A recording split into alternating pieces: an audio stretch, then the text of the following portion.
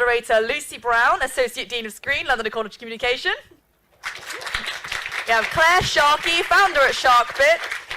Emma Smith, Head of Talent at Creative Assembly. And Rachel Gregg-Smythe, the producer at PlayStation.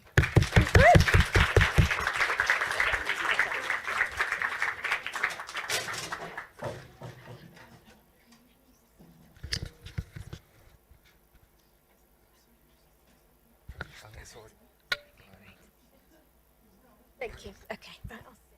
We're going to all sit underneath our images, I think. Yeah. Okay. Hi, everyone. Thank you for being here this morning on day 2 of this wonderful conference.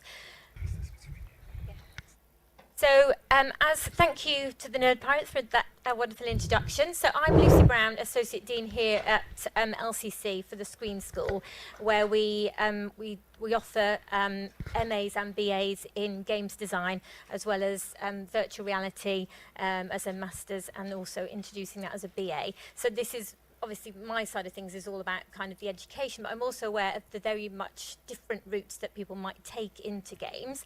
And that's what we're going to talk about today with our esteemed panellists. So if we can, what I'll do is start off with asking them to introduce themselves and say a bit about who they are, what they do and how they got there. And I really want this to be a kind of discussion and a debate. So, you know, put your hand up at any time. Ask questions, so we don't have to wait until the end. There is a mic, I believe.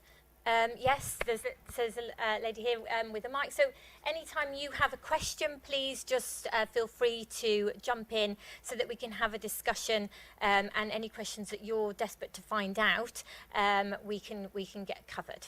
Okay, so if I can start off with yourself, Claire. Oh, sorry. I'm going to do this as ASMR. Oh, no, I'm not. It's very loud. Hi, I'm Claire Sharkey. The photo above is representative of my just life. I'm a founder of Sharkbit, which is a consultancy that handles marketing, PR and brand and any sort of needs that studios have in filming games. I've previously been head of marketing and brand for various companies in esports and video games. And as we chat later on, we'll get to how I got into that, and it's not very conventional at all. Yeah, I have 2 BAFTA nominations that I like to shoehorn into anytime I'm talking about myself. So yeah, which I've just done. I'm really proud of myself. So I'm going to give this to somebody more humble. Thank you. You don't know I'm humble. No, hello, my name is Rachel and I am a producer at PlayStation in their Manchester studio. I'm also one of the 3 founders of a non-profit organisation called Girls Game Lab. And woo! We won a little award last night. Yes, and I am also one of the regional coordinators for Women in Games in the Northwest. So yeah, I'm based in Manchester and try to do a lot of work in sort of the north there. And that's me. Thank you. I'm Emma Smith. I'm Head of Talent at Creative Assembly.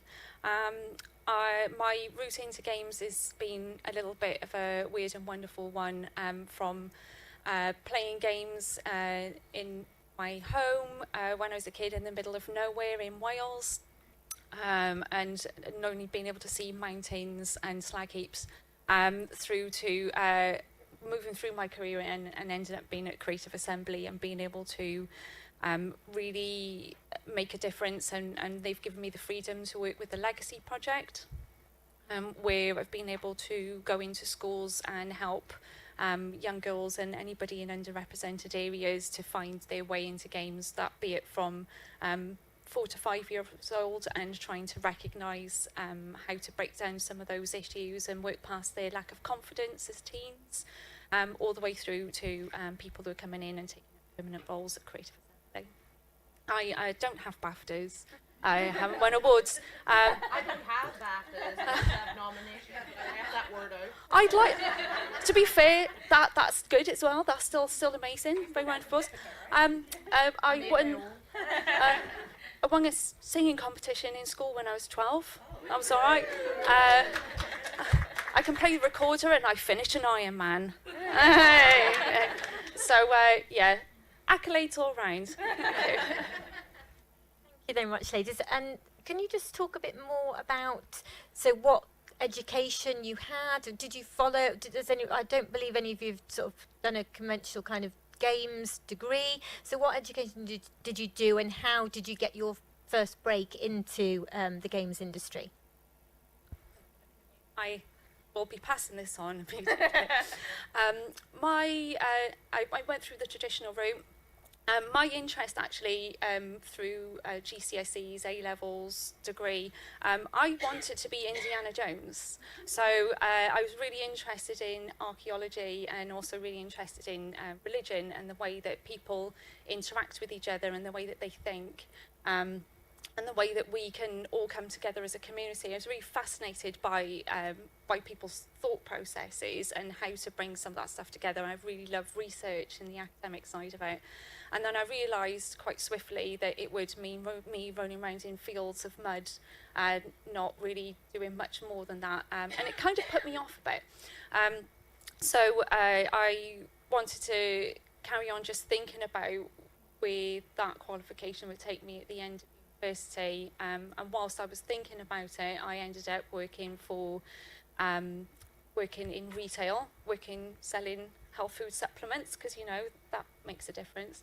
And then my career slowly but surely ended up having a lot of similarities in many of the roles that I've had, from working for British Telecom, taking 999 calls, through to leading teams there, working for the National Health Service. And sort of moving into the human resources and personnel side of it, because it was the interest in helping people find a way of making it work, finding a way of bringing their life together, understanding what roles they could have. So it became less about me and more about them. And then I worked for Citizens Advice Bureau, where I ended up going down the route of talking to people, helping them get back into work or back into education. The opportunity to move from the charity sector, where we had no money, you had to bring your own tea bags to work, going to a AAA game studio in the south of England, where there were many different types of tea bag, to being able to do my best work in a place that I was like, oh my God, I'm in a game studio. This was like something that just wasn't a job when I was 12 years old playing Sonic the Hedgehog.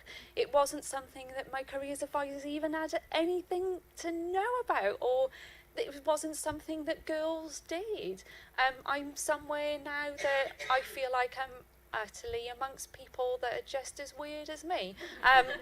But you'll be able to take on the bits that I got out of my degree, the curiosity, being able to deal with people in crises, help them find their way, to being able to speak to young people and help them get to move into an industry that they really love. So it's been weird and wonderful. Everything from making pizzas, selling beers, doing a bit of marketing, through to this. So everything has been not a waste. It's all been coal on the fire. And that's kind of been where I've ended up so far. Yeah, for me, just what you were saying, I didn't really do a traditional route into games, as in I didn't do the games design course at uni or anything like that. When I was in school, I was always interested in games, same as you, loved playing games, but didn't know anything about how they were made, how to get into it. Surely they were made. There's people, a long list of credits at the end of games. Who are all these people? Can I be one of them? But yeah, I had no idea how to do it. I tried to obviously ask my school's careers department, and they didn't have any idea. I also went to a girls' school, so they were kind of like, why? Why would you want to work in games? So yeah, basically when it came round to choosing what I had to do at uni, I was quite creative and quite technical, so I chose to do architecture, and I just stayed with it for 7 years, basically, and qualified as an architect. And then pretty much as soon as I graduated, I decided I didn't want to be an architect, much to my parents' dismay, you can imagine. So basically I just decided that I wanted to get some sort of job in the games industry.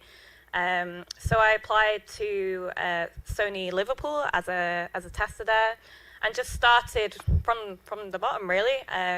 Gained a lot of experience over a few years at Sony Liverpool, and then basically made the progression by moving to another place into production. So I started as an assistant producer there, and again worked my way up, gained a lot more experience into a producer role, and yeah, that's kind of what I did really. You were a producer at PlayStation then? I am now, yes.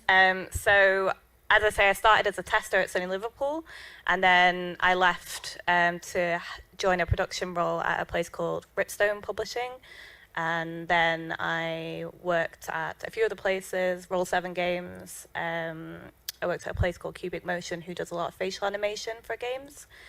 And yeah, I just basically spent a long time building up experience. And I recently joined Sony Manchester as a producer in their studio there. So I've been there about 5-6 months now, maybe. And yeah, it's going really well. I mean, a lot of the creative industries are sort of freelance, aren't they, rather than full-time jobs? Have you had experience of freelancing, or have you been sort of lucky to get a full-time job, or what's it been? So I have done a little bit of freelance work. For me personally, I prefer working in a permanent position, just because I find the whole having to go out there and finding contracts and things quite stressful, and I feel like I'm juggling a lot of plates already that I don't need the additional stress of wondering when my next contract is going to come in. But I know some people do really like thrive on that, and they love being in control of their own sort of destiny and setting their own hours and things like that, and that can work really well for people. So I did a short amount of time doing some freelance work, but for me, I prefer being in a project, in sort of a long-term project, and sort of helping shape how that project's gonna be going over the coming years, and that's what I like to be involved in, really. I want to ask, after 7 years of studying architecture, does that actually come in useful in terms of what you do? Yeah, definitely. So as an architect, you're kind of like a jack of all trades. You kind of need to know a little bit / a medium about a lot of different areas. So you need to know about the design, you need to know about construction, you need to know about like a lot of legal and business stuff, and there's a lot of communication and teamwork in there, lots of dealing with different departments. So a lot of that sort of corresponds with the role of a producer, in the way that there's team management, project management, having to look after various different departments, being comfortable with talking to like external partners, shareholders, and things like that.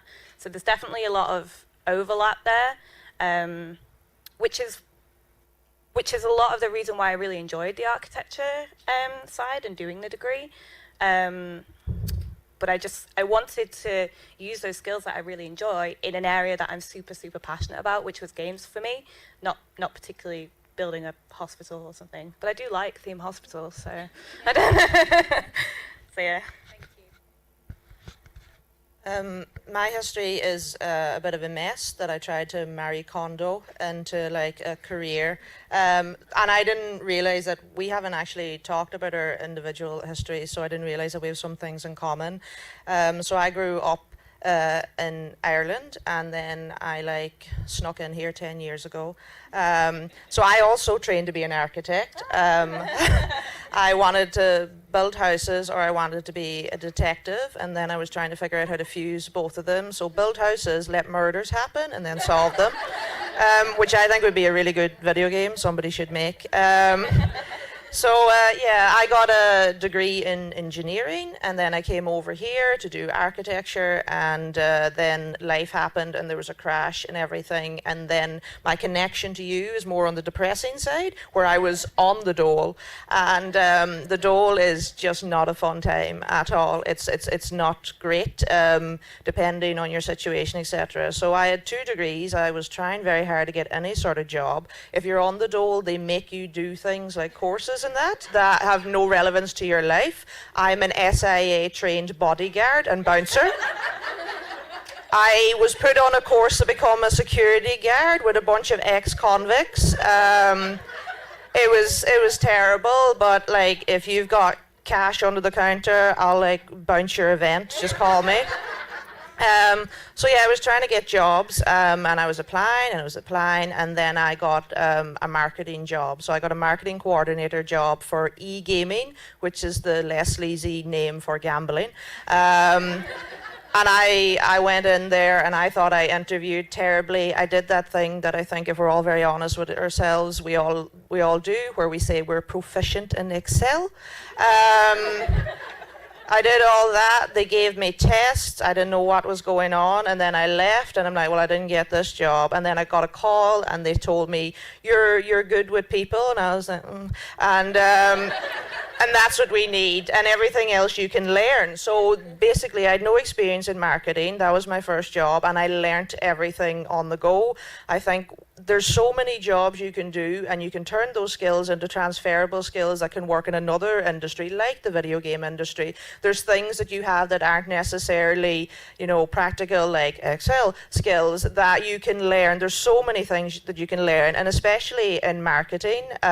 Marketing is a lot of hard work. PR is a lot of hard work, but a lot of it you can learn, and a lot of it is just waffling sometimes. I get away with waffling so often. But so I was told I was good with people, and I tried to use that. That helped me build my confidence as a person and in terms of my career. So then I climbed the ladder in that. I got a little bit higher and higher, but in between that, I'd loved video games. I'd always played video games. I could only ever play demos. We didn't have a PC that could play like full games, so it was just like shareware demos. But I know knowledge of the industry, really. It's a different time now with social media and Reddit and these sort of things. Ireland didn't have many conventions. I try not to take it personally that the convention started as well as gay marriage becoming legal when I left the country. I'm pretty sure that was just bad timing on my part. So in between these things, I was doing little freelance jobs. I was writing reviews for games. I was starting to realize that you can actually get jobs in games, but it was very hard. I mean, I didn't have a background. And then eventually, when I was working in the gambling industry, they realized that betting on esport was a massive $1 million thing. Nobody in the company knew what esport was. Somebody was like, is it fantasy football? And yeah, so I was obviously into video games, and they did that classic thing where they're like, Claire, we want you to take over the marketing for esport. And I was like, oh, we're raised. And they were like, no,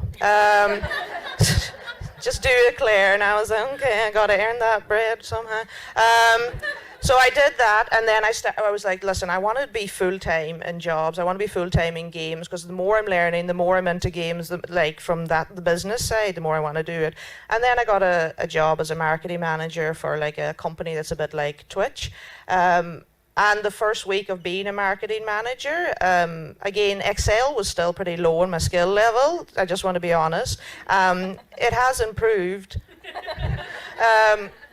They made me head of marketing, brand sponsorship and events in a week. I was the only woman on a 12-man team, so that was all very intense, and that was more stuff I had to learn. And if I can learn this, I mean, anybody can. So that's it. My career just kept going. I was going to events. I was getting out there. I wanted to give back. When you've been on the dole for a while, you feel like a sponge. When you finally get jobs, it's lovely to be able to look after yourself, but to help people. And when you see the side of the industry, the people that just, buy the games, don't see. You see there's areas that you can help, so I wanted to do that. So I started running my own little events to help people that, found events stressful and there was social anxiety about going, because it's quite daunting to go to massive events where, you want to talk to people and, you think everyone there knows each other. You think, oh, there's veterans of the industry. So I wanted to give back. So I was doing that in between as well. After a few jobs, I wanted to be able to help people a bit more, but also help myself. So I started my own consultancy. So basically I started Sharkbit. Sharkbit is a fusion of my name and 8-bit, because I'm not that creative. And basically, yeah, so I would do freelance stuff. Like you, I prefer full-time work. I enjoy both, actually. I like being able to help studios within their means and have a bit of control of my own destiny, but I also like the security of full-time work. So I did this in between, and depending where I worked, I was able to do it on the side, and that's just helping indie studios with anything they need from marketing and PR and brand. I've done a lot of mentorship as well. I mentee indie studios, I mentee individuals. That's super great. It is super rewarding, which sounds really cheesy, but it's a lovely thing to be able to do. And that's like the gist of how I got here, and I think I've been talking for 2 hours. I'm so sorry. No, I mean, that's fantastic, and it just shows the variety of different routes in. I just wanted to pause just in case anyone's got any questions. Anyone got any questions at the moment? Yeah? I'll just wait for the mic to come over. You've all come through sort of non-traditional, or I suppose maybe traditional, routes into games, because games courses are relatively new still. I wanted to ask the panel if you place a lot of value on games courses as they exist now, and perhaps what aspects of those courses or a games education do you think are currently being done well or could be done better?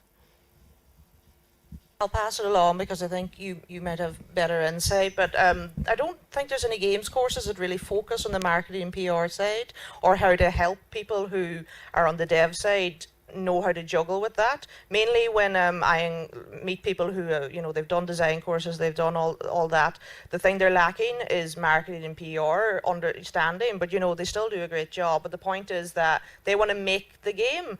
But I don't know if courses do this, but courses should throw something in there with how you actually can sell your game if you can't afford external help, just basics about social media, etc. So I don't know if there's any courses that actually do that, but yeah.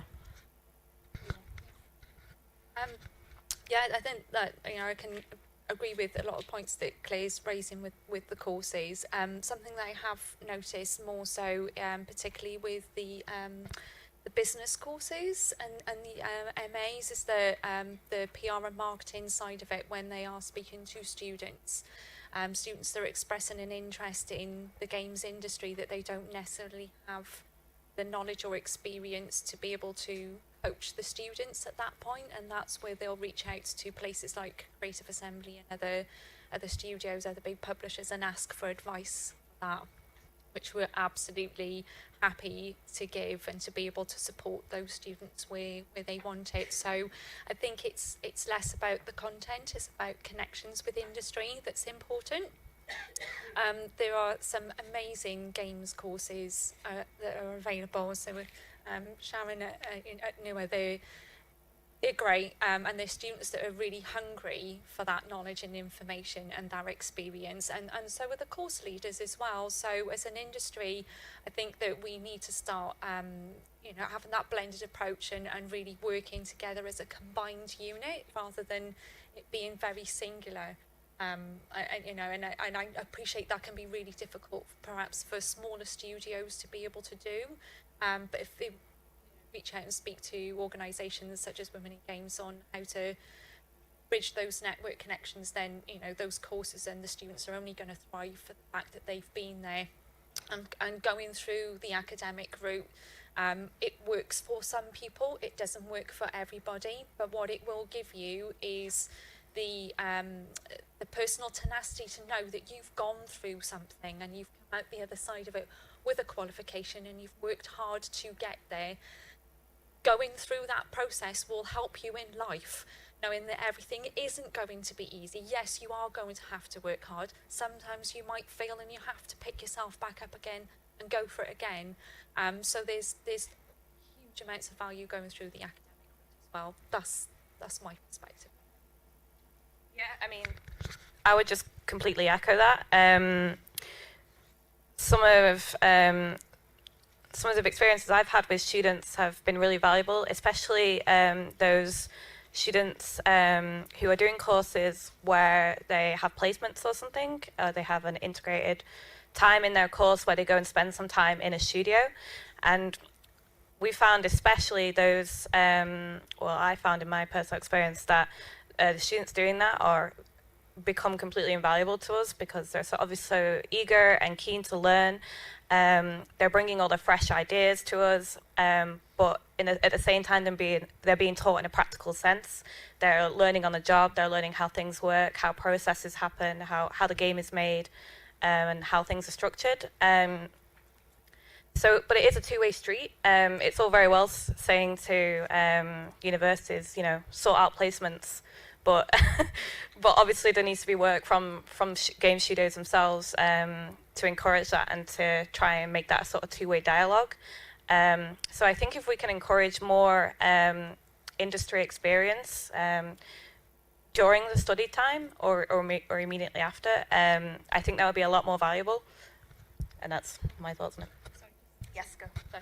Just to add to that as well, that some of those experiences that are super valuable for students don't necessarily need to be in studio. So perhaps the studio can provide some course content or give a project where some people from within the studio can mentor those students to go through that project or to review the work that they've completed at the end of it. It's just sort of breaking down the mystery of the game studio and the course and recognising that it's a part of it. So we like to think of students as developers in waiting, that they're trainees whilst they're in university, rather than there's a break between finishing education and then going into the world of work. If we can try and blend it together, sort of as Rich was saying, is that then it'll make the students feel that they're already a part of it and our experience then is really valuable. And we actually get a lot out of it as well, particularly for people who have been ambassadors or mentors from studios. We find those people as developers or people who support the games industry become more passionate themselves, and it kind of reignites their reasons why they're making games, why they're a part of that creative process, why they love what they do, because they get spark off of meeting those students and they can start riffing off of each other. So there's a double benefit to being able to do that. Great, thank you. A question? What crossovers do you think there are between TV and film and gaming? Because you kind of briefly said about courses, but obviously a lot of more games are looking more filmic and everything like that. So what do you think? Because I think there's a huge ability for people who work in the TV and film industry to, whether they be a producer or whatever, can also complement the gaming industry. And I necessarily don't think that many universities are doing as much as they possibly can to kind of mould that thing together. Do you know what I mean? So how can they complement one another? Does that make sense? Yeah. Yeah, that makes perfect sense. I am seeing more and more people applying for roles in game studios that have had film experience to start off with, for many different reasons, including one that we've mentioned briefly already, is about permanent work, where they come to a point in their life where they want that level of permanency and security in their work life and their career, and feeling that they can progress with someone as a mentor by their side for a longer period of time, perhaps 6 months to a year. And the crossover skills in terms of animation and VFX are absolutely there. We're sharing a lot of the same tools and software and experience and applications of. And we can see that games are evolving from the experiences that I fondly remember as a child to being a fully immersive experience. If to look at Hellblade and Senua's Sacrifice, that is a real immersive experience. And it's becoming more of a longer term entertainment part for people to take into their lives when they want to relax or they want to have that experience. And I say, but I am still recognising that perhaps on some courses that perhaps the course leaders have got more of a leaning towards film, or they know that the majority of their students will leave the course and then go on to being employed, which is exactly what you want for your students and what you want as an academic facility as well. However, they're probably doing that because they don't know enough about games to be able to talk about those careers. So for those course leaders to then reach out to us as an industry, we can provide that information, and even going in and speak to the students as well. So it is about blending that information back and forth. But yeah, there is a huge amount of crossover, definitely for me, because I said I am seeing those people having a drive towards coming into games. And yeah, and actually seeing a lot more women as well, and a lot more diversity, which is what we need more of. Yeah, I would just completely agree. Yeah, it's really interesting how blended it is sort of getting, and how the lines are starting to really blur between film, TV, and games. I don't know if anyone played Bandersnatch on Netflix that came out. So that was a really interesting experience. Where it was a Netflix sort of program, but it was like a choose your own adventure sort of type, and you could sort of choose the outcome of what happened at the end.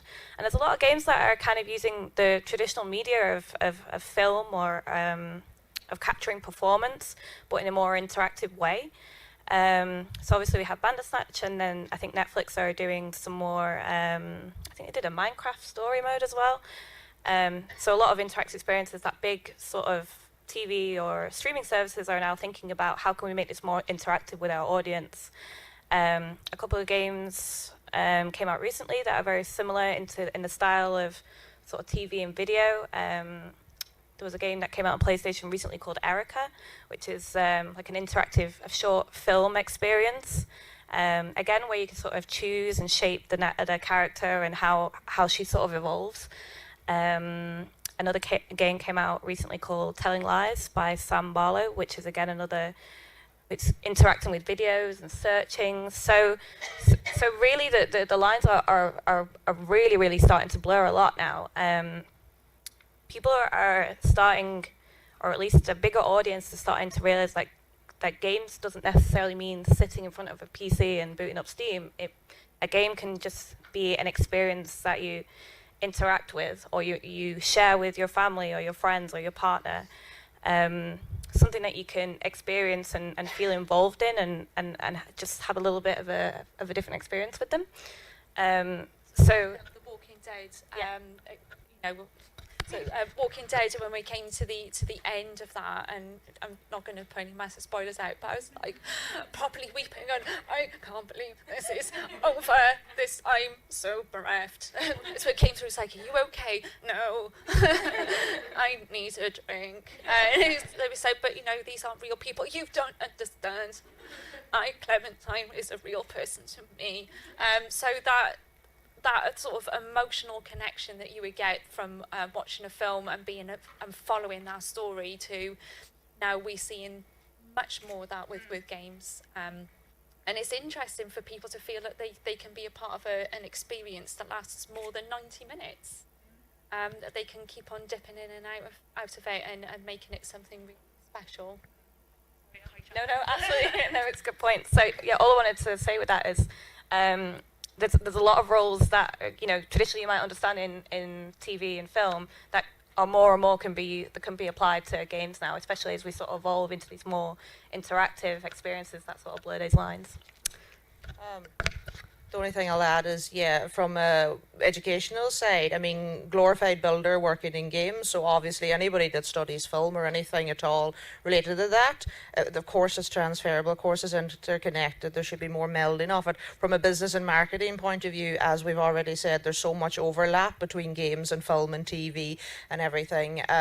Like, there's a game that I worked on that is being picked up possibly by Netflix right now. Those discussions are happening, so games can be turned into things. Games are turned into TV shows, games are turned into other sort of experiences, board games, there's so many things you can do with it. Games are turned into films. That hasn't worked at all, but apart from like Detective Pikachu's not too bad, it's all right.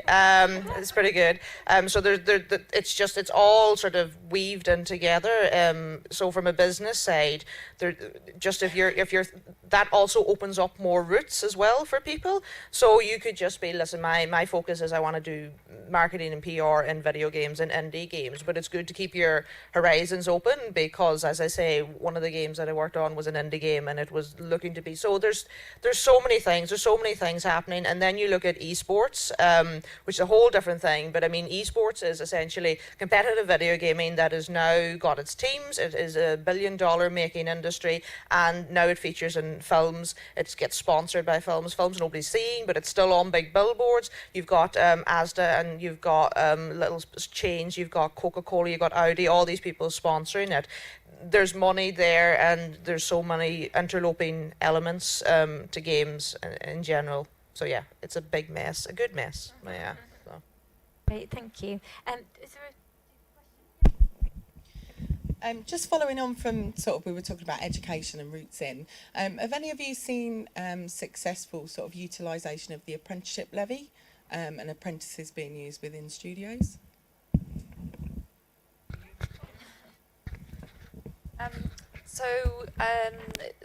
The apprenticeship levy, as it stood in terms of working with the development side of the studio, we really struggled to make it work, but I would not let it go.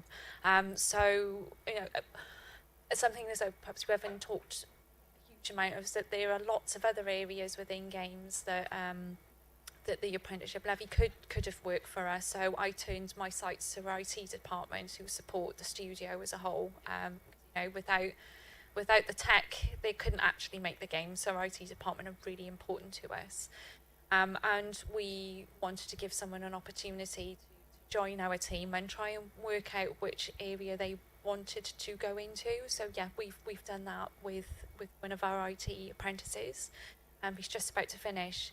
But unfortunately, for us to really make it work, we would have needed to take 20 apprentices on every year on year, into the studio, and unfortunately that model wouldn't necessarily fit for us, but we found a way of making it work, and through going through that process we're trying to replicate that success in some of the other areas. So yes and no, but yes. Yay. Is there any reason why maybe it hasn't worked in the gen side of things? Because I know there are lots of developers in there for like animation. What we found was difficult to make it work was the standard that the students would have been coming in and the level of work that would be required. There was a bit of a mismatch there. So we were unable to try and make it work in with our project lines as they were flowing at that point in time, but it doesn't mean it'll always be that way. Like I said, I don't like letting things go. I like to try and see where I can make them work for the studio and for the developers and for the students as well. I would just hate for them to come in and feel like they're not getting the experience that they wanted, and then have a negative time and not get out of the course and the time at the studio that they truly deserve. So we find other ways to support where we can, but yeah, it just couldn't make it quite work. However, what I am seeing is students that are starting to go into university courses that are much higher standard than we've seen before. So the tide is turning, things are changing. was there another question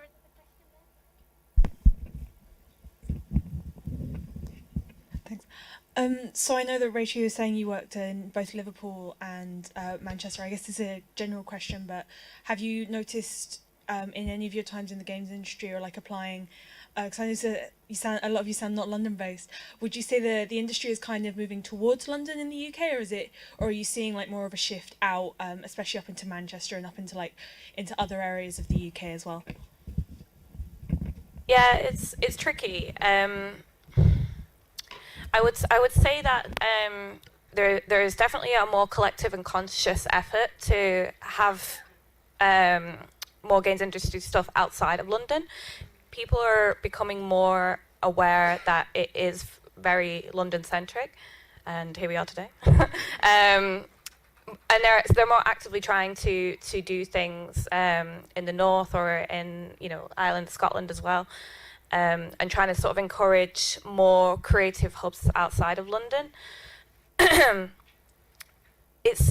is tricky though, because a lot of stuff still is London-based. There's a lot of opportunity here. There's a lot of studios here, so it makes sense. It's a hub internationally as well. It's easy to get to from other countries. Yeah, recently EGX obviously used to be based in Birmingham. Before that it was London, but then it moved to Birmingham. And that was really good for everyone else not in London, because it was literally like right in the centre of the UK. So it was a lot more accessible for studios throughout the UK. But obviously they've moved it back to London this year, which is a little bit frustrating for those of us not in London. But I think it makes sense for them in a business sense, and I think they're pairing it with Comic-Con and things like that. So we're trying. We are trying. We're trying to encourage more meetups and hubs outside of London, trying to encourage more networking opportunities, doing more activities and events. So we are aware of it.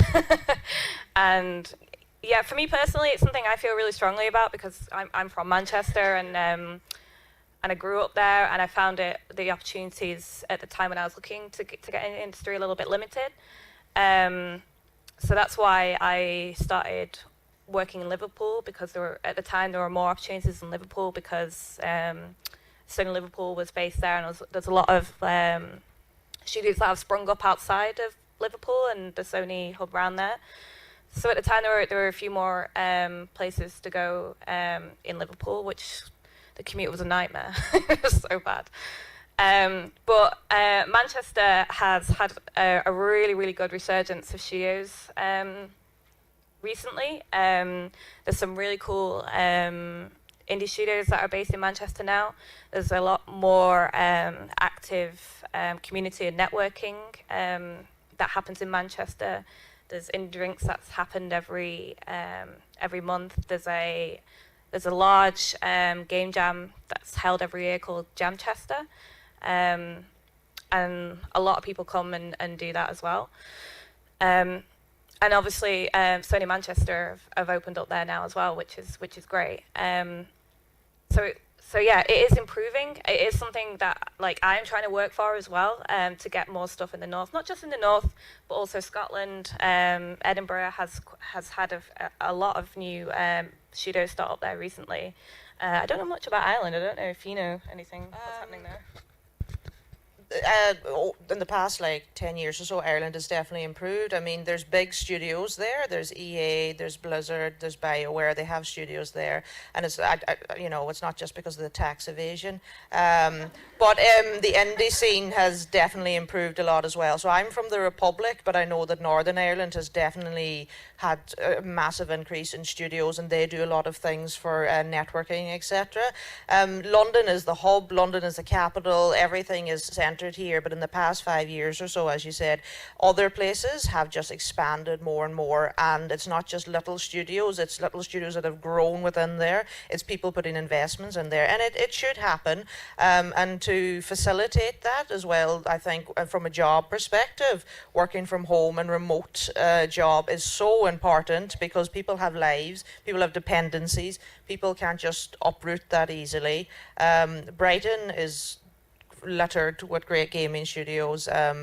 Manchester has Fabric. I happen to work with their rebrand recently, and from chatting to them, they're doing a lot of things to outreach to people and bring them in. Scotland, as you say, that there's just more and more stuff happening, and more events are happening everywhere on small and on bigger scales. But London is still the hub. That's how it is. I mean, for me, living in London, EGX, whatever's here is handy for me to get to. It was fine going to Birmingham. It was fine. Birmingham was a good location for people to get to. London is a great hub, and you've got the tube and everything, but it's pretty shit for people with accessibility issues, such as people that need wheelchairs or anything like that.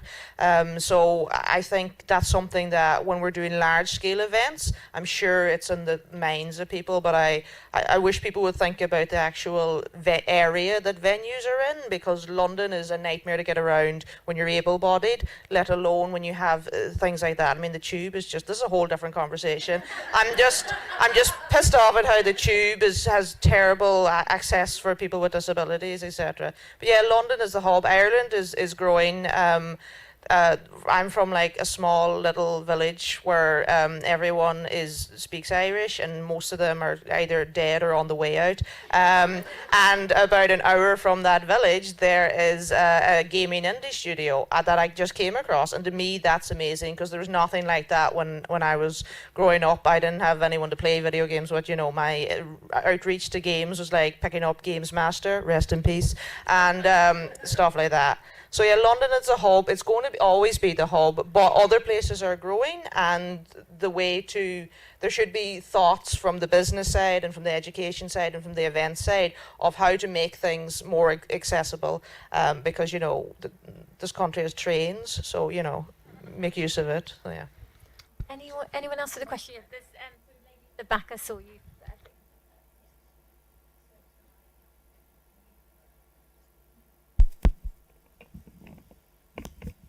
Hello. So I career shifted from games journalism to game development studio work in my late 20s, and I feel like a lot of women came into the industry via non-traditional routes and sort of took a long way around, and I think that's a great thing for a studio, but I have noticed that those routes are often devalued by younger employees, like male employees especially. Is that something that any of you have experienced, and how did you deal with it?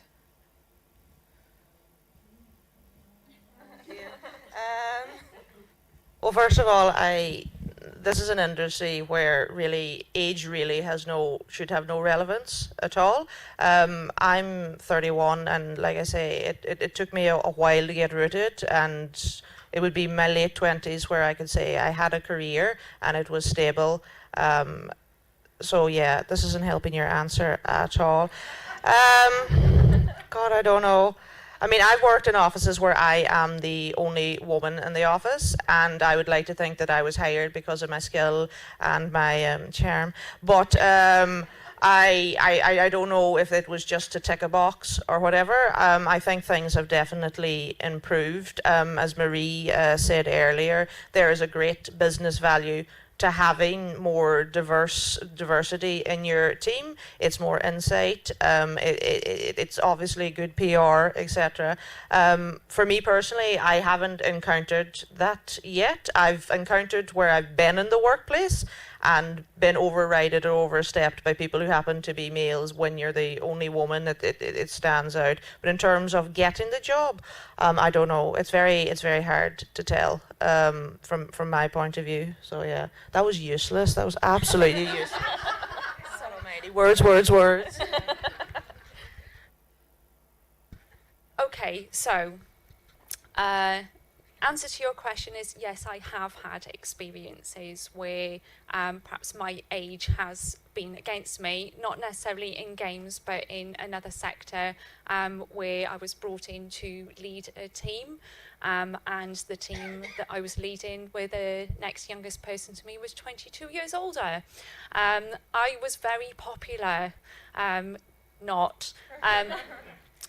The team that I was brought in to lead had not had a manager for 15 years, so all of a sudden they had someone sort of trying to oversee what they were doing, and that was difficult. There have been many times where perhaps I've thought they've said, oh, it's an issue because they're younger than I am, or they haven't gone through the same route as I have, or for whatever reason. But I think as I've gone through now to my 41 years of existence on this planet, it's actually their problem. It's not mine.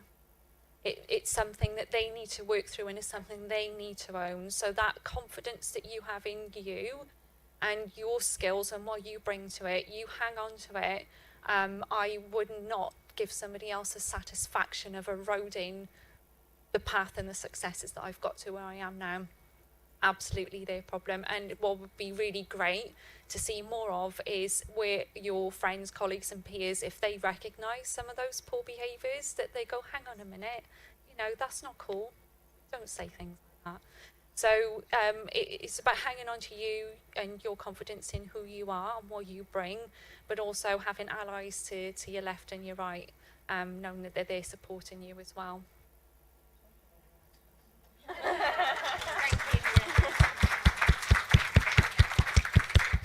Another question.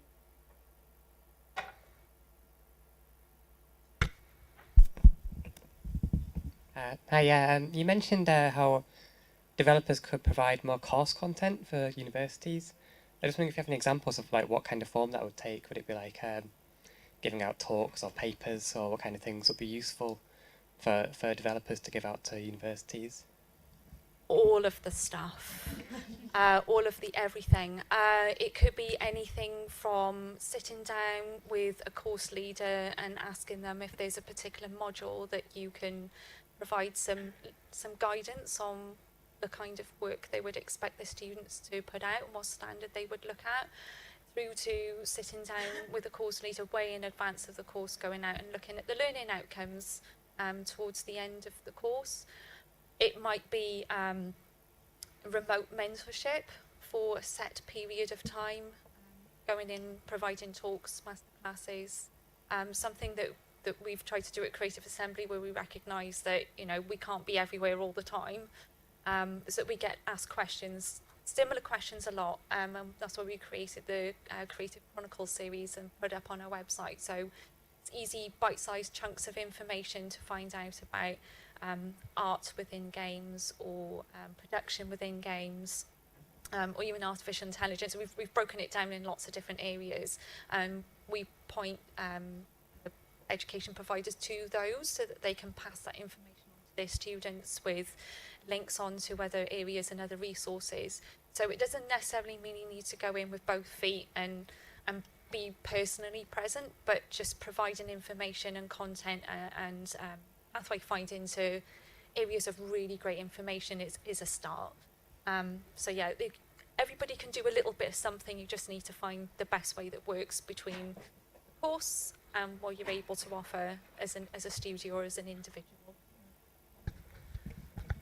Yeah, so my little brother has just moved over to Start University, and what they have is a scheme where they get previous alumni who volunteer as mentors, and then for first years they have them talk to them about their particular course or something. I think that would be a great thing for universities to do, especially with people that are already in the dev studio, but even the graduates. I mean, there's everybody at every step getting into a career has so much insight and so much value, so that would be great. And even just basically making a press kit and then sort of explaining the elements of a press kit and then supplying that to universities would be great, because that's a mix of art, that's a mix of the dev side, the marketing side, etc. Something as simple as that there, with little annotations and notes, would help people massively, I think. Yeah.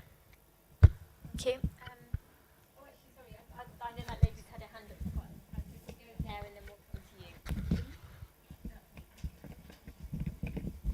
So yeah, so you talked about experience and education and the importance of that, but I think relationships and networking with others are also very important. What's your experience in that? How important was that for you? For me, it's vital. For me, it's vital from a job point of view, as in to execute the job, and it's also vital for, you know, getting more work, etc. Networking is super important, and depending who you are, it can also be super daunting. One of the questions I get asked often is, you know, should I go to every event? What event should I go to? I mean, in an ideal world, I used to say in an ideal world you would go to every event, but no, in an ideal world you wouldn't go to every event.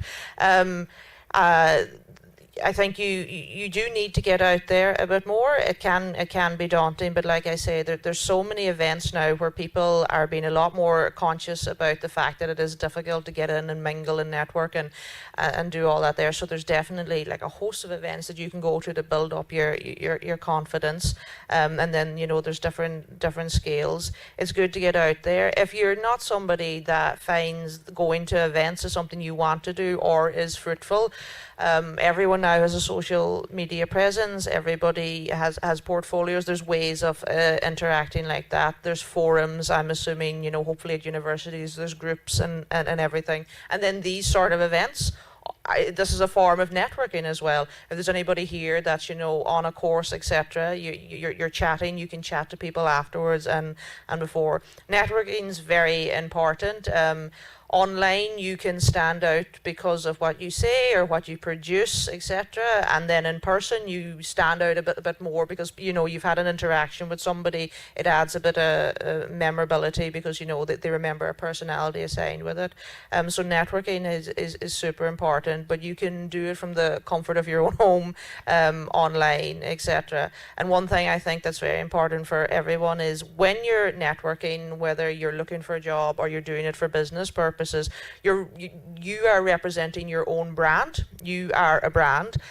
So you go out there and you be yourself. You don't hide who you are, etc. Really push yourself forward, but also just be mindful as well that you are essentially a business entity yourself. You are representing what you want people to see, and so that's something that's quite important. I think a lot of people think it's like partying and all this sort of stuff, and there's partying and there's like prosecco, etc. But it's or you bring your own, but it's it is a very, very important element. It's vital for marketing and PR people, but for the dev side as well, I think it's very important because you will meet publishers, you will meet people to help with your marketing. Everybody should be intermingling, within reason, within comfortability, etc. Because there's a lot of benefits. For me personally, most of the best sort of business deals I've done, or the best things that have happened to me personally, was just going randomly to something and something random happening. It's worth getting out there, and I would also not snub certain events. So most of the people will be like, well, there's Res, there's Eurogamer, there's Gamescom, there's blah, blah, blah. Look at all the events that's going. See what you haven't been to, try it out. Look at reviews and look at what people have been saying about it. But there's so much value in small, medium and large tier events. I got one of my I got a massive contract once for a company that I was working with because I randomly went to the opening of a gaming bar in Vienna, and then I met this coach of a massive esports company, and then we did this £2 million deal with it, and everyone was like, "Oh, Claire, you're so savvy." No, I just wanted free drink. But take chances and know that when you go to these events and you think, Jesus, everyone here's a veteran, everyone's super confident, everyone's thinking the same thing. It's hard to go out and meet people, but usually, mostly, it's safe and you'll be grand, essentially. So hopefully that was more useful than my other. I'm so sorry. My other answer. I mean, I would literally just echo that. Claire's already pretty much covered everything that needs to be said, but it is absolutely essential for networking. For me personally, when I was trying to make the transition from QA into production, I feel like one of the main reasons I was able to do that, and probably quite quickly, was because of the networking that I was doing. I was trying to go to events around Manchester, around Liverpool, to get to know people, go to as many sort of shows as I can and things like that, or what I could afford to travel to. Social media, as you were saying, was a big one. Twitter, just trying to engage with people, getting to know people, hopefully not be too annoying online. But I found it super, super useful to start to get to know contacts and to get to know people and to meet like-minded people that I would want to work with, who were doing cool things, cool projects. And it was kind of really useful for me as a producer as well, because I should try and know a lot of people. I should try and know a lot of people with different experiences, different backgrounds, different skill sets that I can hopefully apply to some of the games that I'm working on. So it can be daunting. It can be totally daunting. When I first started, one of my directors said to me, oh, the games industry is just so small, you'll just get to know everyone in like a year. And I was like, no, I will not be doing that. There was some truth to it. You do get to see, hopefully colleagues and friends as you go on and at the same events and things like that. But the only thing I'll say is try and not stick to your friend group as you go on. It can, once you get to a certain point where you feel pretty comfortable and you feel like you not that you know everyone you need to talk to, but you're kind of sort of complacent in where you are. Try not to stick to your friend groups and keep being complacent. Keep trying to talk to people. Keep trying to like approach the group that you've never met before in whatever conference you're at. So maybe if there was someone that you wanted to talk to today, or just go for it. Just go and say hello. And I did that a little bit yesterday, and met some brilliant people. It was really great. And things that I'm going to follow up on after the conference. So yeah, try not to get too complacent with your friends, and maybe just try and go out and speak to 1 or 2 new people if you find it a little bit daunting. But it gets easier. Everyone's just here to get to know each other, so there's no, like, don't talk to me or anything like that. There's nothing like that. Everyone's very encouraging. Everyone wants to help each other, get to know people. But yeah, just you just got to do it, unfortunately. Wow, okay. No! It's okay, I like your trainers. And sorry that you didn't get a chance, but maybe afterwards, please come up and speak to our lovely panel. I'd just like to say a huge thank you. That was really incredibly valuable, and we didn't get to... And I guess I'll pass on to yourselves, and we can all chat further over a bite of lunch. Thank you.